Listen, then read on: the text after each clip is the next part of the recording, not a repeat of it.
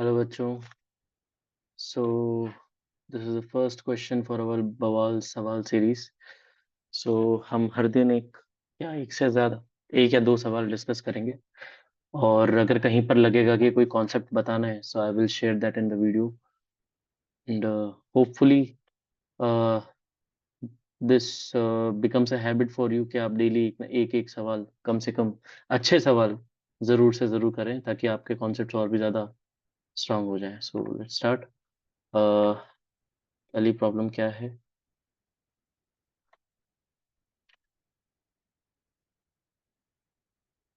ABCD एक rectangle है, और ये जो हमने रेक्टेंगल बनाया हुआ है ऑलरेडी, है ना, दिस इज अवर रेक्टेंगल। तो ए बी सी डी, और एक सर्कल है, वो पास कर रहा है थ्रू पॉइंट सी, तो पॉइंट सी से तो पास कर रहा है ना। और क्या कर रहा है, वो ए बी एंड डी को टच कर रहा है। तो ये जो सर्कल है, ए बी एंड डी को टच कर रहा है, एज यू कैन सी। किन किन पॉइंट्स पे? एम एंड एन पॉइंट्स पे टच कर रहा है। तो हमें क्या दिया हुआ है? सी से एम एन की परपेंडिकुलर डिस्टेंस दी हुई है, यानी कि ये क्या दिया हुआ है हमें? 5 सेंटीमीटर दिया हुआ है। तो आपसे पूछा है कि एरिया ऑफ रेक्टेंगल क्या होगा, ये पूछा है। एरिया ऑफ रेक्टेंगल क्या होगा? तो हम क्या कर सकते हैं इस प्रॉब्लम में, आओ देखें। तो पहले तुम ये समझते हैं कि हमें हमारी रिक्वायरमेंट क्या है। हमें पूछा है एरिया ऑफ रेक्टेंगल। तो मैंने क्या अज्यूम कर लिया? मैंने अज्यूम कर लिया कि जो कोऑर्डिनेट्स हैं ए के, वो क्या है? 0 0। फिर बी के, अगर ए के कोऑर्डिनेट 0 0 है, तो मैंने बी को अज्यूम कर लिया कि यार 0 कॉमा बी, ये साइड लेंथ बी है ए बी की। तो बी के कोऑर्डिनेट्स क्या हो जाएंगे? 0 कॉमा बी। सिमिलरली डी के कोऑर्डिनेट्स क्या हो जाएंगे? A 0। मैंने ए डी साइड लेंथ क्या कंसीडर कर ली? ए कंसीडर कर ली। तो अगर बी के कोऑर्डिनेट्स 0 B हैं एंड डी के कोऑर्डिनेट्स A 0 हैं, तो ऑब्वियसली सी के कोऑर्डिनेट्स क्या हो जाएंगे? A, B, है ना। अब क्या करें? पहले तो हमने कोऑर्डिनेट्स डिफाइन कर लिए। तो मेरी रिक्वायरमेंट क्या है? मुझसे पूछा एरिया ऑफ रेक्टेंगल। तो एरिया ऑफ रेक्टेंगल क्या होगा? एरिया ऑफ रेक्टेंगल क्या मैं बोल सकता हूँ? ए इंटू बी होगा। क्यों? क्योंकि this length is this length is B, this length is B, and this length is A, this length is A. तो area of rectangle will be equal to A into B. Question number 1। ये मुझे requirement है।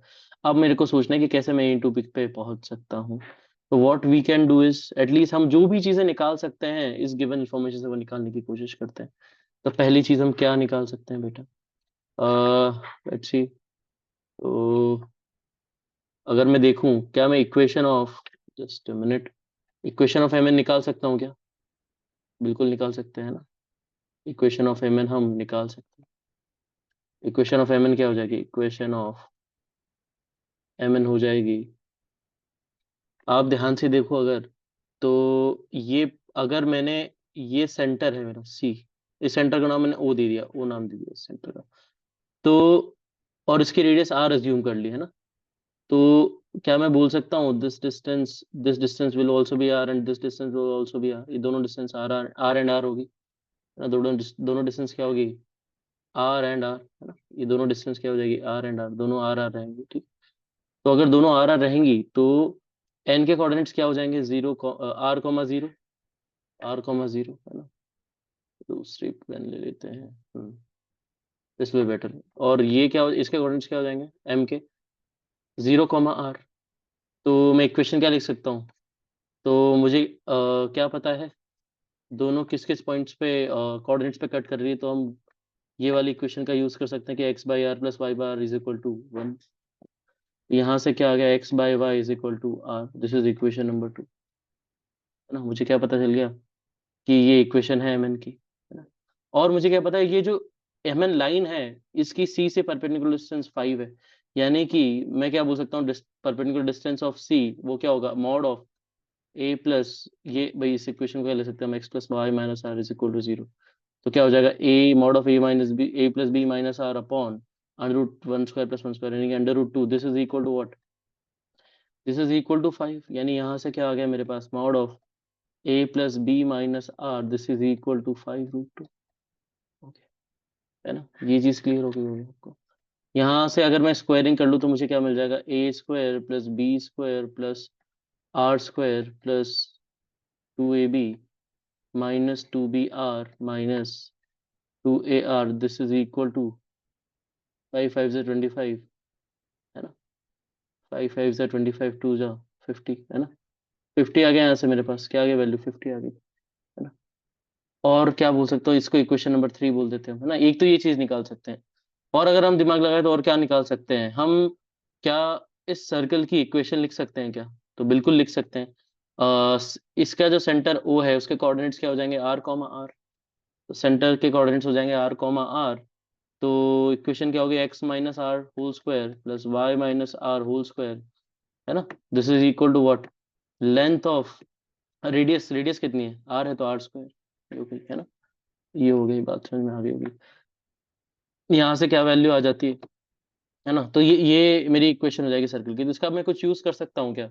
बिल्कुल use कर सकता हूँ। मुझे क्या दिया हुआ है कि सी पॉइंट जो है वो किस पे लाई करता है, सर्कल पे लाई करता है, यानी कि ए कॉमा बी इसको सेटिस्फाई करते होंगे। यानी कि ए माइनस आर का whole square plus B minus R का whole square, this is equal to R square.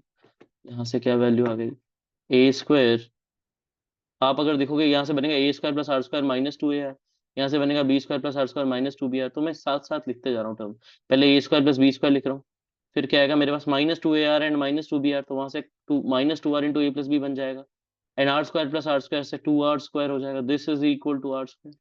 यानी कि यहाँ से क्या वैल्यू आ गई मेरे पास, A square plus B square minus two R into A plus B, है ना, plus R square, this is equal to zero. This is equation number 4। अगर आप इन दोनों इक्वेशंस को कंपेयर करो, थोड़ा इसको और भी सिंप्लीफाई करके लिख सकते हैं। इक्वेशन नंबर 3 को क्या लिख सकते हैं, ए स्क्वायर प्लस बी स्क्वायर।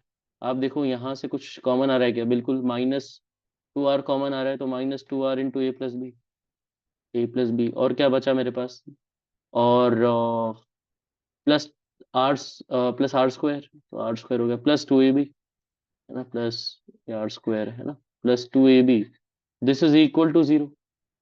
तो मैं इन दोनों इक्वेशंस को माइनस कर लेता हूँ, है ना। आप जैसा कि देख सकते हो, इसका इसकी वैल्यू कितनी आती है, जीरो आ जाती है, यानी कि इस पूरे की वैल्यू क्या है, जीरो है। अच्छा यहाँ 50 था, है ना, माई बैड, दिस इज 50, है ना, यहाँ पर 50 आया था मेरे पास, this was 50, this was what 50, ये 50 था मेरा। तो अगर ये 50 था तो यहाँ से क्या वैल्यू आ गई, implies two A B is equal to 50, यानी कि ए बी की वैल्यू कितनी आ गई, 25 आ गई। कुछ बच्चे क्या करते हैं, यहीं पर सवाल खत्म कर देते हैं और आंसर क्या लिख देते हैं, 25। वो गलती नहीं करनी है। आपसे क्या बोला है, एरिया ऑफ रेक्टेंगल के स्क्वायर सेंटीमीटर, आपसे के बाई 5 की वैल्यू पूछी है। So the answer will be 25/5, that is 5। तो आंसर क्या हो जाएगा, 5 हो जाएगा। So that's it.